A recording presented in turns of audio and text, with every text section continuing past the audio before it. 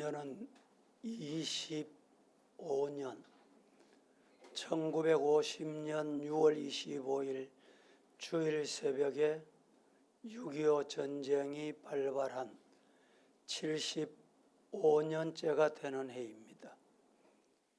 75년 전에는 전쟁이 정말 비참했습니다. 이 시대는 어떤 전쟁일까? 사이버 전쟁입니다. 드론 전쟁입니다. 시대가 바뀌면서 전쟁 형태도 많이 바뀌어졌습니다. 우리나라 정부가 새롭게 바뀌면서 여성가족부라는 게 있습니다. 이 여성가족부를 양성평등가족부로 바꾸겠다는 뉴스를 여러분들도 들으셨을 것입니다. 왜 문제냐? 평등. 이미 우리나라는 다 평등법에 의해서 우리가 살아가고 있는데 양성평등법이 뭐냐? 평등법을 제정하면 종교는 어떻게 되느냐?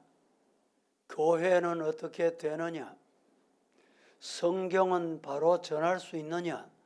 이런 문제가 당면에 있기 때문에 우리 기독교는 그 양성평등에 대해서 우리 한국교회가 반대를 하는 이유가 있습니다. 다시 말하면 예수님만 믿어야 천국 간다. 이게 이제 평등하지 못하다 이래서 교회에서 예수님만 믿어라. 이렇게 하면 평등법에 저촉이 된다. 이런 법이 제정이 된다. 이런 말입니다. 영상을 잠시 보시겠는데 보십시다. 영상을. 젊은이들이 가장 많이 결혼식을 올리는 달이 언제일까요? 아무래도 봄이나 가을이겠지만 전통적으로 사람들은 6월을 가장 선호해 왔습니다. 오죽하면 6월의 신부라는 영화도 있지 않습니까? 이 관습의 기원은 멀리 그리스 신화로까지 거슬러 올라갑니다.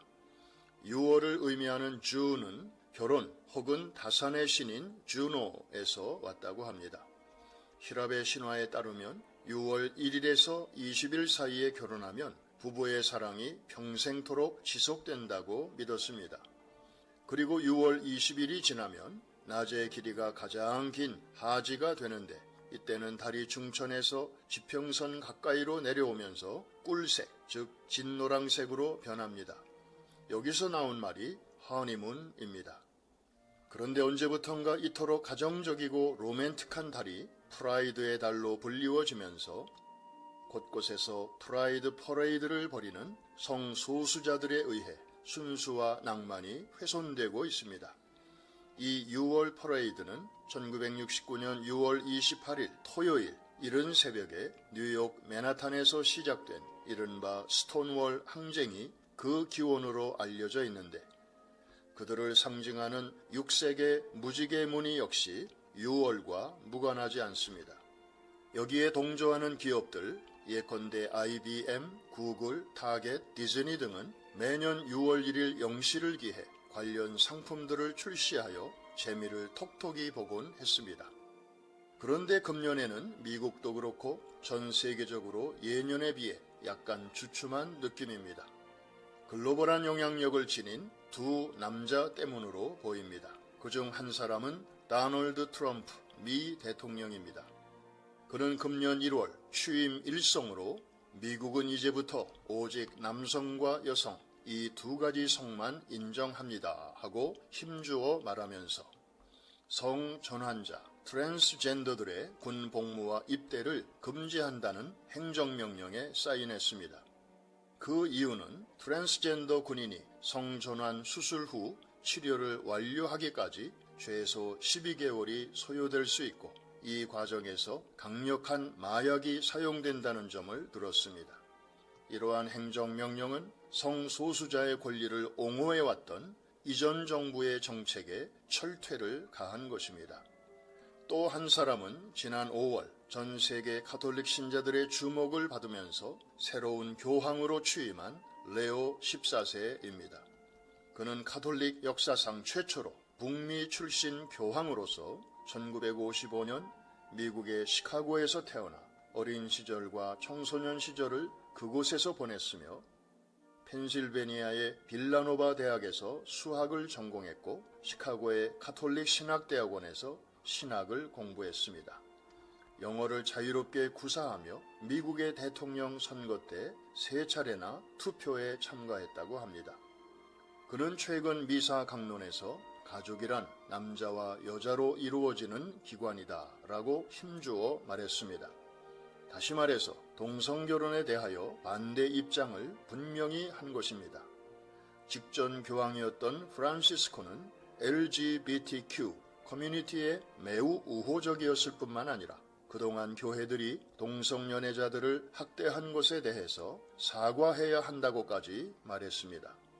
그런데 새 교황 레오 14세는 이전 교황들과는 달리 동성 커플은 물론 동성 커플이 아이들을 입양하는 것도 지지하지 않습니다. 그리고 학교에서 아이들에게 LGBTQ 같은 젠더 이데올로기를 가르치는 것도 반대합니다. 그 이유는 존재하지도 않는 성별에 대해 가르치는 것은 아이들을 혼란에 빠뜨리기 때문이라는 것입니다. 그런 면에서 최근의 교황이 좌우의 군중들 사이로 지나가면서 무지개 색깔이 있는 깃발 쪽을 애써 외면하고 다른 쪽을 보고 지나가는 한 장의 사진은 시사하는 바가 많습니다. 엊그제 맨하탄 타임스퀘어 한복판에서 한인 크리스천들 2,500여 명이 모여 Amazing Grace를 부르고 인근으로 흩어져 10만 장의 전도지를 뿌렸습니다. 개중에는 전도지를 거절하는 이들도 있었지만 자신을 무슬림이라고 소개한 튀르키예 청년이 그 자리에서 영접기도 하는 등 적지 않은 쾌거도 있었습니다. 어제 모임은 몇 가지 점에서 중요한 의미를 지니고 있습니다.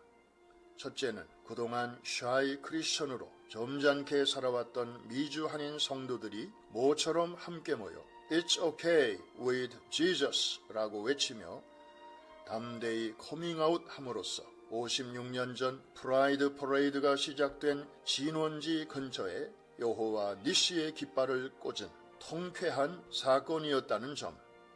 둘째는 교회마다 여름 단기 선교를 계획하고 있는데 원거리 선교에 앞서 근거리 전도를 먼저 수행함으로써 사도행전 1장 8절에 나타난 바 가까운 곳에서 시작하여 먼 곳으로 확장되는 하나님의 선교 전략을 실천하는 장이 되었다는 점. 셋째는 오늘날 200개가 넘는 북미 이민자 그룹 중에서 미국을 영적으로 다시 새롭게 각성시키는 제2의 청교도 역할이 결국은 코리안 아메리칸 크리스천들의 어깨 위에 얹혀져 있음을 온 천하에 드러냈다는 점 등입니다.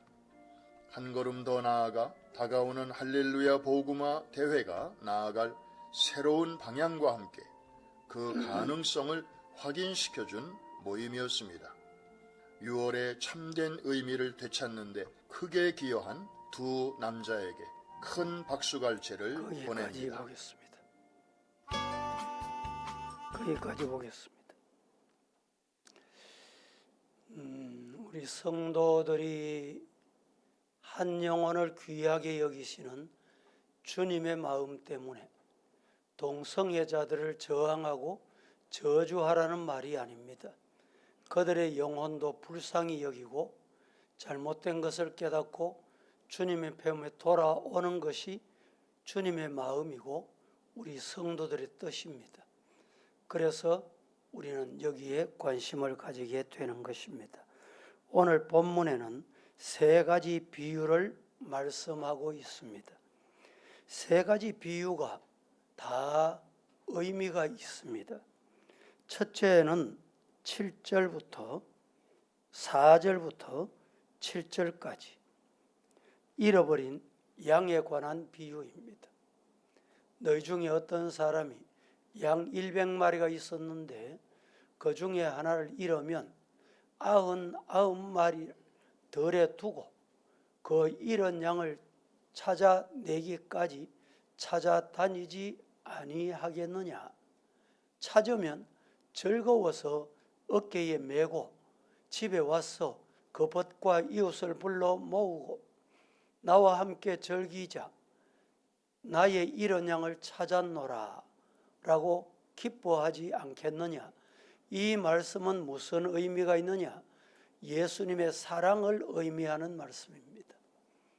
예수님은 이런 영혼을 찾기 위해서 높고 높은 보좌를 두시고 친히 이 땅에 오셔서 십자가 지시고 피 흘리시고 못 박히시고 십자가에 죽으신 것은 예수님의 그 지극정성 사랑을 우리에게 보여주신 장면입니다. 두 번째는 이런 드라크마에 관한 말씀입니다. 이 이런 드라크마에 관한 말씀은 성령 하나님에 관한 마음입니다. 성령님의 마음이 어떠냐? 8절에서 10절 말씀까지 드라크마가 있는데 하나를 잃으면 등불을 켜고 집을 설며 찾아내기까지 부지런히 찾지 않겠느냐. 찾은 적 벗과 이웃을 불러 모으고 나와 함께 즐거워하자. 잃어버린 드라크마를 찾았노라 이렇게 말할 것이다. 너희에게 이른다. 이와 같이 죄인 한 사람이 회개하면 하나님의 사자 앞에 기쁨이 된다. 할렐루야.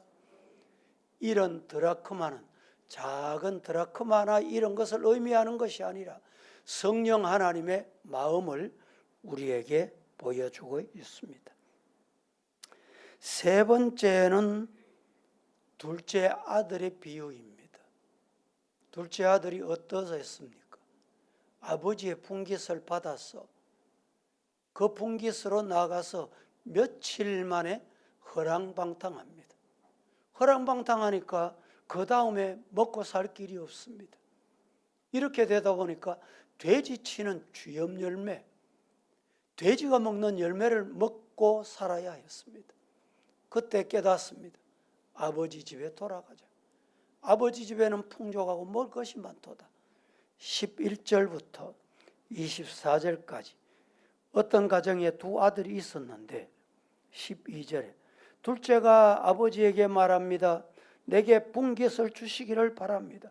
아버지가 그 살림을 나누어 줬습니다. 며칠 안 됐어. 둘째 아들이 재물을 다 모아가지고 먼 곳에 아버지 눈이 다다르지 않는 곳까지 갔습니다. 어떻게 갔습니까? 허랑방탕해서 그 받은 재산을 다 탕비했습니다. 다 없이 한 후에 그날에 큰 흉년이 들어 궁핍하게 되고 말았습니다. 가서 그 나라 중 백성 중 한 사람에게 종살이하게 됩니다. 돼지 치는 종으로 살게 되었다 이 말입니다. 16절에 뭐라고 말합니까? 돼지 먹는 쥐염 열매 그것으로 배를 채우지 않으면 살 길이 없기 때문에 배를 채울 수밖에 없었습니다. 그때 스스로 돌이켜 말합니다. 아버지에게는 양식이 풍족한 일꾼도 많은데 나는 여기서 줄여서 죽는구나. 일어나 아버지께 가서 내가 말하리라. 내가 하늘과 아버지께 죄를 지었습니다. 지금부터는 아버지의 아들의 일컬음을 감당하지 못하게 싸우니 나를 아들이라 하지 말고 품꾼의 하나로 불러주시면 좋겠습니다. 그런데 아직 상거가 먼데 아버지는 아들이 오는 것을 감지하고 아들인 줄로 느끼고 맨발로 뛰어나가서 척은히 여기면서 목을 안고 입을 맞추고 아들아 품에 안고 위로합니다. 그래서 아버지는 지금부터 죽었던 내 아들이 돌아왔다. 그래서 제일 좋은 옷을 입히고 손가락에 가락지를 끼우고 좋은 신발을 신기고 살찐 송아지를 잡고 우리가 함께 먹고 즐기자. 이에 아들은 죽었다가 다시 살아났습니다. 여러분, 이런 영혼은 죽은 자입니다. 다시 돌아왔다는 것은 산 자를 말합니다. 이 말씀 가운데 우리가 깨달아야 될 게 뭐냐? 하나님은 한 영혼을 온 천하보다 귀하게 여기신다. 따라합니다. 하나님은 한 영혼을 천하보다 귀하게 여기신다. 누가복음 19장 10절 말씀에 이렇게 말합니다. 인자가 온 것은 잃어버린 자를 찾아야 돼. 양을 잃었습니다. 찾았습니다. 드라크마를 잃었습니다. 찾았습니다. 둘째 아들이 집 나갔습니다. 언제나 돌아올 거 기다렸습니다. 인자가 이 땅에 오신 것은 잃어버린 자를 찾아 구원하려 함이라. 우리가 예배 드리는 것도 잃어버린 영혼을 찾기 위함입니다. 믿습니까? 은혜 받으시고 복 받으시고 이런 영혼을 찾는 일, 이게 우리 사명입니다. 주일학교도 선교도 전도도 모두 찾는 일입니다. 디모데전서 2장 4절 말씀은 하나님은 모든 사람이 구원을 받으며 진리를 아는 데 이르기를 원하시느니라. 믿으시기를 축복합니다. 마태복음 11장 28절은 그래서 예수님께서 수고하고 무거운 짐 진 자들아 다 내게로, 선별해서 오라고 말씀하시는 게 아니에요. 누구든지 오라는 거예요. 다 오라는 거예요. 오면 어떻게 되느냐? 예수님이 쉬게 해주신다. 어떤 죄인이라도 그 죄를 해결해 주시겠다. 믿으시기를 축복합니다. 계시록 3장 20절에 볼지어다 내가 문 밖에 서서 두드린다. 누구든지 내 음성 듣고 문을 열면, 여러분 주님의 음성 들리십니까? 말씀이 들리십니까? 그러면 내가 해야 할 행동이 뭡니까? 문 여는 거예요. 마음 문 여는 거예요. 가정 문 여는 거예요. 손님이 찾아온 줄 알면 현관문을 열어야지요. 그런데 손님을 보니까 불량한 손님이에요. 불량한 손님 문 열어놨다가 여러분 어떻게 될까요? 강도당하는 거예요. 위험을 맞는 거예요. 분별할 줄 알아야 됩니다. 문을 열면 내가 그에게 들어가서 그와 더불어 먹고 그와 더불어 먹으리라. 오늘 이 예수님의 마음이 우리 여러분의 마음이 되기를 예수님 이름으로 축복합니다. 6.25가 75년이 됐는데 75년 이러면 뭐 엊그제 같다는 사람도 있지만 80이 넘은 사람이 이제 6.25를 기억할 정도로 6.25와 거리가 우리나라가 아주 멀어졌습니다. 그런 게 있었냐? 그런 전쟁이 있었냐? 대부분의 백성들이 그렇게 삽니다. 그래서 학교에서 6.25가 남침이가 북침이가 이러면 북침이다. 왜 북침이고? 북쪽이 내려왔으니까 북침이다는 거예요. 이게 이제 교육의 관계입니다. 용어까지 혼란을 가져오는 이런 시대에 삽니다. 여러분, 지금 우리나라는 앞서 말씀드린 대로 사이버 전쟁 중입니다. 모든 게 사이버로 통합니다. 여러분 가진 휴대폰 때문에 하면 난리가 났죠. 칩이 어떻게 되는지 압니까? 칩을 다 바꾸셨습니까? 여러분의 모든 정보가 다 새 나갔다는 거예요. 어떻게? 우리는 모릅니다. 일반인은 몰라요. 이게 전쟁입니다. 영적으로도 마찬가지입니다. 옛날에는 이단이다. 요사이도 이단들이 뭐 전을 펴놓고 노골적으로 하더만요. 그렇게도 하지만 은밀하게 유튜버로, SNS로, SMS로 유혹합니다. 맞는가? 긴가? 어디서 왔지? 어떻게 알았지? 보는 순간 유혹에 넘어지게 되는 거. 이게 뭐냐? 영적인 6.25 전쟁입니다. 이때 정신을 차리고 깨어서 내일부터 한 주간 새벽 성회 기도회에 참여하셔서 첫째는 나라 위해서 기도해야 될 때, 기도할 게 많습니다. 둘째는 교회를 위해서 기도해야 될 때, 흔히들 하는 말이 교회가 무너진다. 기도해야 됩니다. 우리 노회에서 청소년 주일 학생들에게 비전을 심어주자. 그래서 노회에서 재정을 들여서 해외 보내자.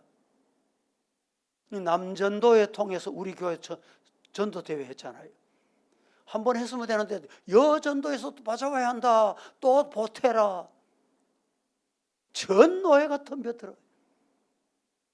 그래도 주일학교 무료로 보내줄게. 이래도 보낼 교회가 없는 교회가 65%예요. 10개 교회 중에 6개, 7개 교회가 보낼 사람이 없는 시대. 교회가 위기입니다. 교회를 위해서 기도해야 됩니다. 세 번째는 가정을 위해 기도해야 됩니다. 여러분 가정을 지키고, 여러분의 가정이 어떤 가정 되고 싶습니까? 저는 여러분들의 가정이 교회 같은 가정이 되자. 시작. 교회는 뭐 하는 곳입니까? 모이면 기도하고, 부부가 모이면 우리 이 일 위해서 기도하자. 그게 경건이에요. 아침에 일어나면 제가 성도들에게 성경을 듣게 하기 위해서 보내줍니다. 부부가 같이 듣는 가정이 있어요. 온 가족이 같이 듣는 가정이 있어요. 짧게는 15분, 길 때는 25분에서 30분. 그 투자하면 오늘 우리에게 주신 말씀, 가정이 다 가족이, 부모가, 부부가, 자녀가 공유하는 거예요. 오늘 며칠입니까? 22일이죠. 잠언 몇 장 읽습니까? 잠언 22장. 함께 읽으면서 공유하는 거예요. 그런 가정이 되면 죄악이 묻어납니다. 어두움이 떠납니다. 문제가 해결됩니다. 그 가정이 성령이 임해요. 남편이 성령 충만하고, 아내가 성령 충만하고, 부모가 성령 충만하고, 자녀들이 우리 부모 가정 닮아야지, 부부 닮아야지, 부모 닮아야지. 우리 부모는 믿을만해. 죄송합니다. 우리 부모는 신앙생활 하는 것 같지 않아. 교회 가면 직분자인데 집에서는 직분자 안 같아, 교인 안 같아. 이런 자녀들이 있어요. 얼마나 안타까운 현실입니까? 아버지 교회 왜 나가? 교회 말라고 나가? 여러분 그냥 들리십니까? 한마디로 그 가정은 무너져 가고 있다는 증거예요. 나라, 교회, 가정 회복을 위해서 한 주간 기도에 동참하시기를 바랍니다. 기도하겠습니다. 하나님 감사합니다. 오늘도 주님께서 주신 날, 주님 앞에 와서 이런 영혼을 찾으시는 하나님의 마음, 말씀을 통해서 우리 마음이 하나님의 마음을 알아가게 하옵소서. 예수님의 이름으로 기도합니다. 아멘.